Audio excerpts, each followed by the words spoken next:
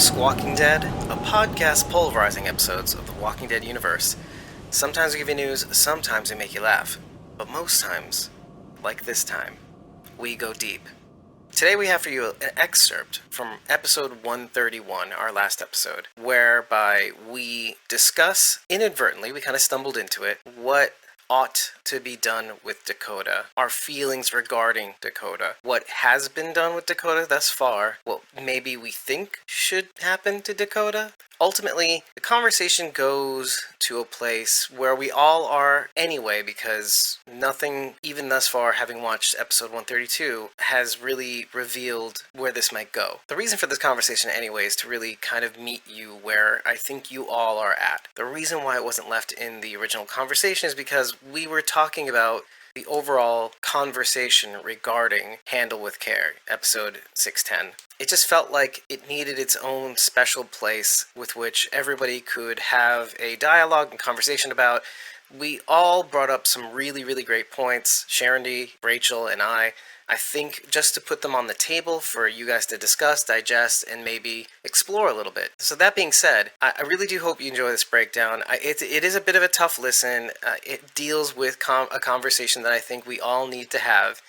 But I also think the most important thing to take away from this conversation is that maybe for now, there is no real good place to land. You have feelings that need to go somewhere. You have ideas about where this should go. And I think it's important to keep in mind poetic license. As Rachel put it best, the showrunners know where this is going to go. And I think it's important to recognize that whatever they decide to do, I'm going to go beyond hope and guess that they are going to leave you in a spot where you're definitely not where you were before. So with that in mind, here's the conversation at hand. It's just messy. What are Dakota's consequences? Oh, well, I'm not saying that she has them now, not before.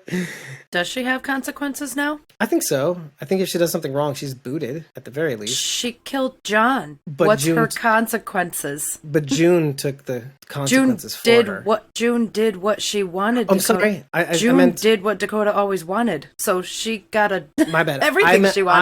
Let me rephrase. I said the wrong person. I said Ginny took the brunt of the consequence for her. And she even admitted out loud. She said, punish me. Don't punish Dakota. And it is true. Like, everything that's led up to that moment made it so that Dakota could become a killer. I agree. Yes. Ginny is ultimately responsible for Dakota's actions and upbringing and how she is. I agree with that. However, Dakota actually pulled the trigger. Dakota needs some real consequences for this. I think having everybody hate you so far and having everybody suspect and watch every single move you make, probably for the rest of your life, maybe, it's a good start. Yeah, Sharon and I did talk about this. I wanted to hear your take on it. I don't have a take. You're talking about like the most extraordinary circumstance that even I wouldn't. I'm not saying shoot a kid in the face. I'm not saying that. I don't think anybody should. But that's my own opinion, right? You guys can have your own.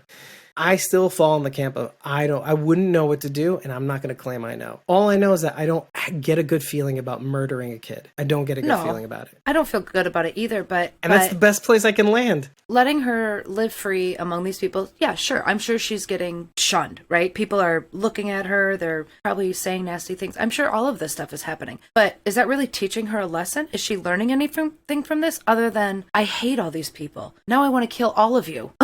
It's just creating more hostility. The thing that she wanted most in life was a world with consequences. That's what she was really looking for. Because the world as it is right now, or what she believed previously, until her mom admitted that she was her mom, then it all came crashing down. I think that's what she desperately wanted, was some sort of consequences for her actions. Because literally, I think she wanted, first of all, she wanted freedom. But second of all, she didn't want to have to get away with Cameron's murder, too. There's like that simultaneous thing of like a serial killer wanting to be caught kind of thing. Yeah. Like, you know what I mean? Like consequences for action. But clearly, Virginia proved there are no consequences for her actions. Of course she got away scot-free. She was there at the funeral. You know, she was there at Cameron's funeral. She's like, holy shit, I can get away with anything. And nobody's going to catch me. And all I wanted was my freedom. Anyway, so my point being is that she's living in that world now, watching the consequences unfold. Watching a Daniel lose his mind. Watching people get accused left and right, just like she is. Well, ultimately, everybody's going to shit on her anyway. Because everybody's looking at her going, fuck this kid. You know, literally, like not literally, but because they only have so many fucks to give on the show. Like literally, literal fucks. Again, I don't know, but I'm okay with the show showing me what they think is the right way. And hopefully, and again, this is the biggest gamble that I was saying.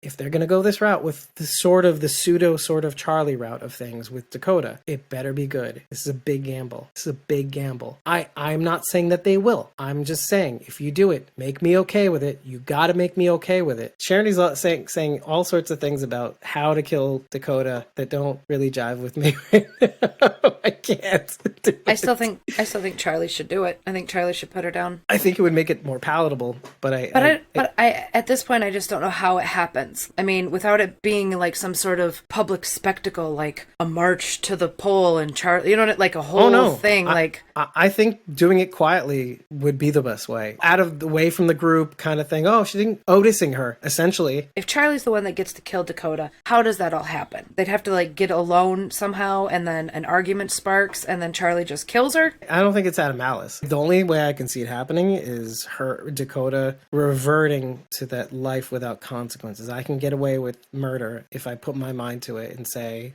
this world's broken. I have no reason to. Or if she joins the beginning people and she dies in a nuke, let's say, or something like that. This is a personal thing. I can't have an opinion on it, because to have an opinion is to want it done, and I don't feel good about it. So I'll let the show handle it from here. And as long as they can get me to be okay with it or not okay with it, but do it in a way that says it makes sense. Yeah, this is how it's supposed to happen. I'm okay with it or not. And if they don't do it, then they got to be really good about making me understand why that's okay to not do it. And that'll be the mark of how good the show is. Dakota might die before the end of the season. If she were going to die as a result of killing John, it would have happened already. I think if she was going to serve any sort of punishment whatsoever, we would have seen it already.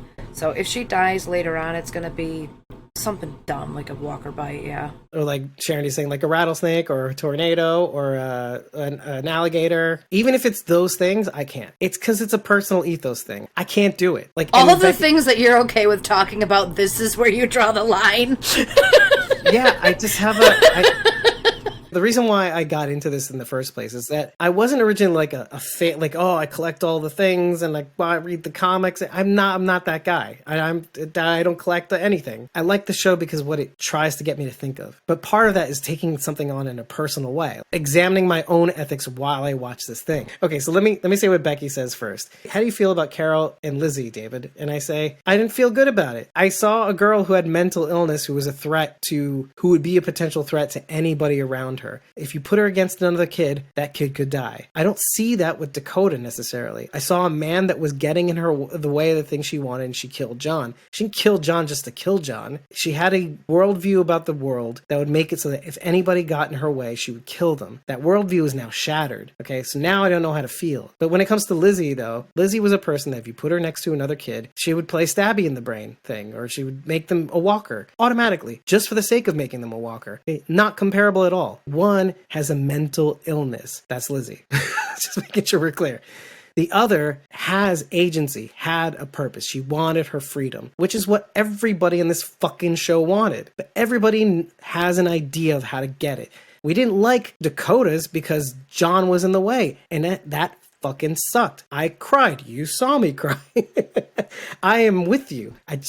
The prescription is not what I can't go there with Dakota, because part of what Dakota wanted is something that we all wanted, and she's just a kid. You know, she doesn't have what you said about Silas, like doesn't have wherewithal to kind of figure it out. She has a big idea about the world that she's completely wrong about. Well, and again, is she wrong about it? Does the world have consequences? No, it does not. We have to make the consequences. And here's the thing. The dam is a perfect place to show Dakota what consequences look like. Watching Victor getting marched off into the jail because he maybe did a bad thing. And again, there's a little bit of parallel with Janice on this one. And the careful actions that Daniel is trying to take with Strand, almost shooting Victor in the face. and then not. And then seeing the whole thing unfold and not punishing Daniel because of his mental illness. Sharondy, that's the point. Okay, the point is that was her worldview. His death had to have had no meaning to her in order for her to continue on her path, trying to get her freedom.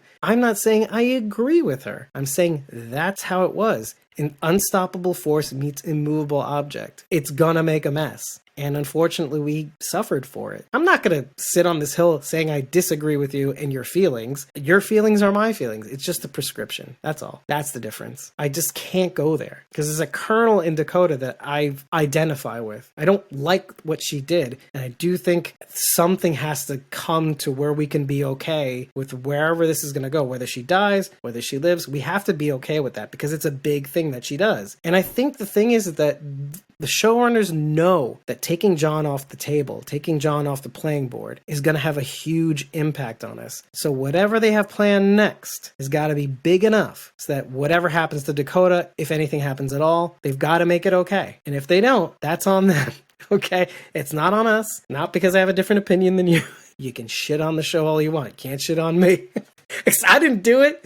I just have feelings. The fact that it's making us feel all these things should be something you should appreciate. The fact that if they do it bad later on is a whole other story because we haven't gotten there yet. Yeah, and that's fine. You don't have to be okay with her, Sharondy. I'm not okay with her. I just don't know what to do with her. That's the thing. I don't. I'm conflicted. So Sharondy says I do. It's like, yeah, you've illustrated many gruesome forms of death for her. It's like, which, I mean, I could go through. Let's scroll down the chat, right? Alligator tornado. We can go on this rant about what to do with Dakota every single episode. But here's the thing. Ultimately, we can only go so far. We can only do the progress report. How do we feel about Dakota today? Do we still want her to die today? You know, like we can do that, but we can't rehash all the reasons with which we agree and how it makes us feel. First of all, it's just too time consuming. In the end, it doesn't get us anywhere because like you could do a special on it and we'll end up being on completely different spots too, by the way. Rachel will be conflicted about it because she has a son and there is that kernel there, but she still wants to kill Dakota. Now I could be like I don't have kids, I don't want kids, and yet I still feel conflicted about it. Like I don't want it to happen. I don't want it to happen. I don't want people to die. There's too much killing. This ground is soaked with blood. I'm knocking down things left and right now. But that's good. That's a good place to be. I think it's great that this show has split us so far in our corners where like we have these disparate reactions. We all hate it. We all hate that John died, period, which is great. The thing that we have a problem with is what to do with Dakota. We have different feelings about how we should react to this because if we kill Dakota, is John going to like that? Oh, okay. Well, fuck Morgan. Okay, fine. Don't fuck Morgan. I mean, I would like to, but don't. Everything means something. Was Ginny dying enough? Was it not enough? Is anything going to fill the rage or hurt in your heart? And that's kind of the point. That's what you have to examine. When does the killing stop? When is it enough? Is it enough? It never stops, let's be honest. Until you make it stop. No, there will always be somebody out there trying to kill you. So unless you're willing to kill them, you die. That's true. It depends on the who. If it's a rando, of course. But if it's cyclical violence, somebody has to stop unless everybody's dead. Well, yeah. I'm not saying go out and provoke a fight. Don't do that. But be prepared to kill if you have to. But that's the thing. When does it stop, right? Because you can make an excuse to keep attacking. Like, well, we got to preempt this shit. We can't stop now. And then what happens? And then Dakota's right. I guess I'm more of a defense player. Yeah, you. Yeah, me. I'm a defense player. But if you keep playing defense, you're gonna die. What do they say? A good defense is a better offense. Isn't that how it goes? Exactly. Yeah, I always thought that was bullshit. But especially in a world with no boundaries and no laws, at some point you have to figure out a way to flank, to try to at least Achilles heel the motherfucker, hobble them a little bit so that you can go back to your defense and go, I got you. Do you know what I mean? You can't just keep playing defense or else somebody's going to figure out a way to get behind your defenses. This is assuming some outside group has already attacked? But it's the cyclical violence is it's specifically the back and forth. You attack me, I attack you. You attack me, I attack you. You're talking about specific somethings. There's two specific factions going at each other. If I was the leader of my group and someone attacked us, it wouldn't be we wouldn't have a back and forth. They would try to attack and then we would just go annihilate all of them. And then it would be over. Until the next threat came. I mean, there's always going to be a threat, right? There's no getting away from that. there's a problem with all of this too, because what it takes to be the person that keeps attacking somebody else or to keep murdering somebody else, and then you have to deal with murdering a kid. What kind of person do you have to become to murder a kid? And then, having become that person, what does everybody else think of you? How do you trust each other? What makes you think that you can trust one another once you cross that line? Depends on the situation. Nobody bats an eye at soldiers. And then we all go back to Negan, right? Like, why was it so important to stop with Negan, to just say, hey, we're gonna punish you, we're gonna do this to you? Because if we keep going at each other like this, you may win.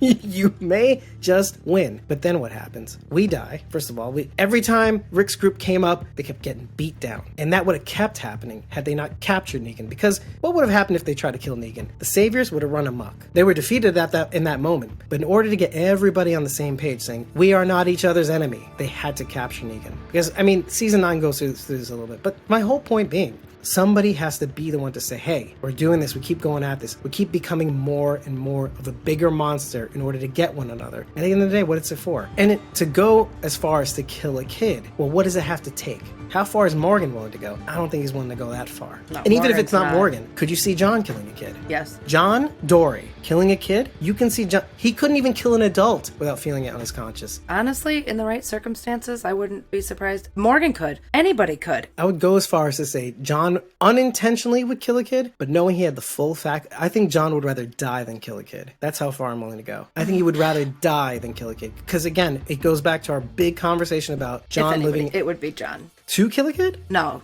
If anybody wouldn't be able to, I suppose it would be John. But honestly, I think anybody could. Anyone given the right situation would do what they had to do. Anybody could. Yeah. Everybody can. Mm-hmm. It's just how long it takes you before they kill you. Because how long does it take from thought to trigger? John could if he didn't think about it, but then he'd want to kill himself. Yeah. So where do you fucking end up? No. Sorry. No offense to any of you who say yes. Okay? I'm sorry I'm getting animated, but you're obviously not honoring his memory. If you're thinking that John isn't going to want to fucking, having June in front of him while he does it, shoot himself in the fucking head. Okay? He cannot live in this world without June, and yet, I think you're talking about two different times where he couldn't figure out the murder of Cameron without finding out the truth of what behind it. And then, in the past, trying to do a good thing, killing the man who, the person that robbed the place, would normally, nobody would, some people may feel PTSD, they might feel the effects, whatever, but most people be like, yeah, I was just doing my job. He got hurt, he died he bled out. But John hid himself away in a cabin, and he did it again. What if it was June, though? I don't know. The reason why I say that is because of Rose. So it's not easy, and it shouldn't be easy. That's my point. My point is it shouldn't be easy, and that's where we live. That's the struggle. And the show has to convince us, oh yeah, that makes sense. Oh yeah, Dakota had to die this way. Yeah. Life is already complicated. It's nice when my television shows make a little bit of sense, because life is already hard enough to handle, so this is my escape from that. Yeah. I think that's my point, though. Your feelings aren't wrong. Ever. Ever. Ever. They're never wrong. All I'm saying is, if you don't get what you want, ask yourself if the show is giving you at least some sort of payoff for the feelings that you have. If the answer is yes, that's a good show. And I think that's what we're watching right now, honestly. To be honest. It makes me animated and excited and conflicted and worried. And then at the same time, wait, what if they don't do the thing that they should do? Probably with Dakota, maybe not. I want a resolution too. I do. It's not as if I don't, but I want it to make sense. Let's wait. Let's see what happens. We'll judge the show accordingly. Let's not judge the characters. Let's not judge the act. Let's just lay it on Ian and Andrew's feet. Yeah. We also have to remember that they know how this ends. We don't yet. Yes, that's the whole point, people. They've mapped this out from start to finish. Yeah. They're not making this shit up along the way. They know what's coming. Yeah. We just have to be patient and wait. We just have to see if what they've managed to build up and prop up throughout this entire season, which has been incredible in spite of the shit that happened. The thing that we didn't want to have happen. I cannot say for 1 second that it's not been great. We're suffering here, but it's a good hurt. It's not the hurt we want. It's the hurt we deserve. The dark series, the dark season. And I don't mean this to be confrontational, okay? Yes, we live on it. We live to confront these issues. This is the show, people. We have to say it all. We have to go through everything. We have to do I'm sorry. That's what we do. But it's so that you can feel okay with whatever happens. That's all. That's why I do it. We go through everything so you can make sense out of everything, and hopefully you land somewhere where it's like, damn, this fucking show, fucking great. And now we have an even deeper appreciation for what happens, what ends up happening, the hurt that will happen, as Jeremy says.